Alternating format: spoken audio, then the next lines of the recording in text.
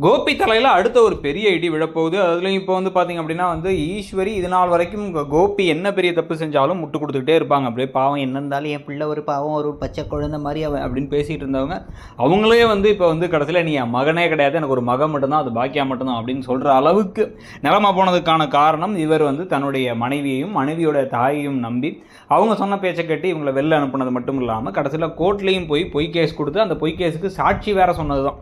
So இவ்வளோ கலைபரத்துக்கு பிறகு இப்போ இவர் மட்டும் சந்தோஷமாக அவருடைய மனைவி கூட அவருடைய குழந்தைய கூட இது இல்லாமல் பார்த்தீங்கன்னா இன்னொரு குழந்தைய பெற்றுக்க ரெடியாக இருக்கும் போது ஏன் பாக்கியா தனியாக இருக்கணும் அப்படின்னு ஈஸ்வரி இப்போ யோசிக்க ஆரம்பிச்சு ஈஸ்வரி கடைசியாக பழனிசாமிக்கும் பாக்கியாவுக்கும் கல்யாணத்தை பண்ணி வைக்கிறேன், பாக்கியாவுக்கு இன்னொரு கல்யாணம் நடக்க போகுது, பாக்கியாவினி துணையோடு இருக்கட்டும் அப்படின்னு சொல்கிறதுக்கான வாய்ப்புகள் ஜாஸ்தி.